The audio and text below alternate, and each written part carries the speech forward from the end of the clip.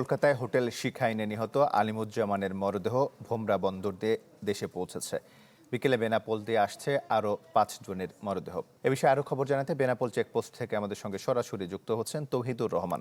তৌহিদ, সামনে রেখে অপেক্ষা করছি এবং শুধু আমরা না, এখানে আজকে গতকাল থেকেই অপেক্ষা করছেন হোটেল শিখাইন, কলকাতা যে মির্জা গালিব স্ট্রিটের হোটেল, সেখানে অগ্নিকাণ্ডে নিহত যে 9 জনের 7 জনই আপনি জানেন যে বাংলাদেশি। এই 7 জনের 5 জনের মরদেহ আজকে এই সীমান্ত দিয়ে বাংলাদেশে প্রবেশ করার কথা। তাদের সেই মরদেহ গ্রহণের জন্য স্বজনরা কিন্তু খুব সকাল থেকে অপেক্ষা করছেন। আপনি জানেন যে কুষ্টিয়ায় নিহত 4 জনের মরদেহ রয়েছে। কুষ্টিয়ার সাংবাদিক দেবাশিস দত্ত, তার সন্তান এবং তার স্ত্রী এবং শ্বশুর 4 জনের মরদেহ গ্রহণের জন্য আজকে ভোরে এখানে এসে অপেক্ষা করছেন তার স্বজনরা এবং কুষ্টিয়ার সাংবাদিকরা। তারা অধীর আগ্রহে অপেক্ষা আছেন যে এবং শোকাতুর অবস্থায় তারা অপেক্ষায় আছেন যে সেই মরদেহগুলি গ্রহণের জন্য। মরদেহ গ্রহণের পর তারা সরাসরি নিয়ে যাবেন কুষ্টিয়াতে এবং আজকে রাতেই তাদের সৎকার অনুষ্ঠিত হবে। একই সাথে আরো একটি মরদেহ এখানে আজকে আসছে। সেই মরদেহটি হচ্ছে সাভারের আমিনবাজারে যে নিহত কসমেটিক ব্যবসায়ী জোবায়ের বাবু, তার মরদেহটি আসবে। তার মরদেহ গ্রহণের জন্য লাশবাহী গাড়ি নিয়ে গতকাল থেকে এখানে অপেক্ষা করছেন তার। নগদ নিয়ে এলো হার না মানা হার অফার। সর্বনিম্ন 10,000 টাকা রেমিটেন্স নগদে পাঠালে থাকছে স্বর্ণের হার জেতার সুযোগ।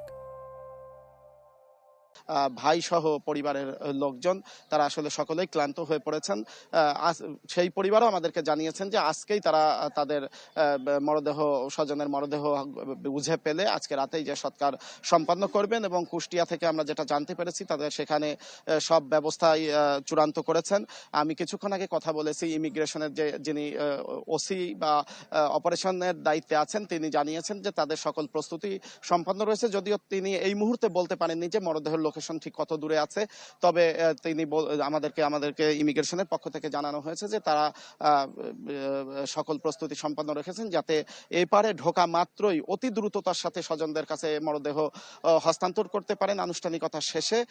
এর পাশাপাশি আমরা যেটা জেনেছি যে বাংলাদেশ সময় ঠিক 1টার দিকে কলকাতা থেকে মরদেহ 5টি নিয়ে এই বেনাপোলের দিকে রওনা হয়েছে এবং সেই মরদেহ ঠিক এই মুহূর্তে কত দূর আছে সেটা জানা না গেলেও আমরা আমাদের কলকাতা প্রতিনিধির সাথে কথা বলেছি। আমাদের কলকাতার যে সহকর্মী তিনিও জানিয়েছেন এবং মরদেহের সাথে থাকা তাদের স্বজনরাও একই তথ্য জানিয়েছেন যে বিকাল 4:30 থেকে 5টা নাগাদ মরদেহ নিয়ে সীমান্তের ওপারে অর্থাৎ পেট্রাপোলে পৌঁছাবেন এবং ওপারের আনুষ্ঠানিকতা শেষে তারা এই পাশে এপারে আসবেন এবং সেটা কয়টা বাজবে এটা ঠিক তারা আমাদেরকে ওই পারের আনুষ্ঠানিকতার জন্য কত সময় লাগতে পারে সেটা আমাদেরকে নিশ্চিতভাবে বলতে পারেননি। তবে কলকাতাস্থ যে বাংলাদেশ হাই কমিশন, উপহাই কমিশনের সেখানের কর্মকর্তারা মরদেহর সাথে আছেন বলে আমরা জানতে পেরেছি। তারা আমাদেরকে জানিয়েছেন যে ওই পারের আনুষ্ঠানিকতায় যাতে কোনো অসুবিধা না হয় এবং দ্রুততার সাথে সম্পন্ন করা যায় সে লক্ষ্যে তারা সব ধরনের যোগাযোগ রক্ষা করছেন,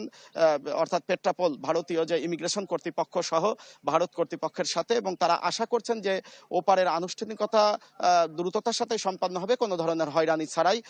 তারপরেও এখানকার যারা মরদেহ আনা নেওয়া করেন বিভিন্ন সময়ে তারা যেটা বলছেন যে মরদেহ এ পাশে আনতে হলে ওই পারের আনুষ্ঠানিকতা সারতে 30 মিনিট থেকে 1 ঘন্টাও লাগতে পারে। অর্থাৎ 5টা থেকে 6টার মধ্যে বেনাপোল ছেড়ে যাবে মরদেহ, এইটাই আশা করছেন তাদের স্বজন এবং এখানকার কর্তৃপক্ষ। তৌহিদ, আপনাকে ধন্যবাদ। যশোর থেকে চলে যেতে চাই আমরা সাতক্ষীরার ভোমরা স্থলবন্দরে, সেখান থেকে যুক্ত হচ্ছেন আমিনা বিলকিস ময়না। আমি এই যে আলিমুজ্জামান সাজু তার মরদেহ নিয়ে যে ফ্রিজিং গাড়ি যাচ্ছে এবং তার সাথে যে বহর আছে সেই বহরের সাথেই যাচ্ছি। এখন দাঁড়িয়ে আছি আমি সেই আলিমুজ্জামান সাজুর বাড়ির রাস্তাতে, এই বহেরা গ্রামে। এখানে তার মরদেহ ভারত থেকে আসার পর আসলে ভোমরা স্থলবন্দরে যখন এলো তখন ওপারে কিন্তু তার মরদেহ সব কাজ সম্পন্ন করতে 2.5 ঘন্টার মতো দেরি হয়েছে। এই নিয়ে আসলে তার আত্মীয় স্বজন ক্ষোভ প্রকাশ করেছেন যে আসলে মরদেহ অনেক আগে আসা সত্ত্বেও এই কার্যক্রমগুলো ভারত পারে দেরি হয়েছে। এতক্ষণে তাদের উদ্দেশ্য ছিল যে বাদ-জোহর তারা এই মরদেহ দাফন করবে, কিন্তু সেটি হয়নি। সাজুর এলাকায় এসে আসলে জানতে পারছি যে এখানে তার জনপ্রিয়তা শীর্ষে ছিল। তিনি খুব ভালো মানুষ ছিলেন। সবাই আসলে শোকে বিহ্বল, সবাই শোকাহত। তার জন্য সবাই দোয়া করছেন এবং মানুষের কাছে দোয়া চাচ্ছেন।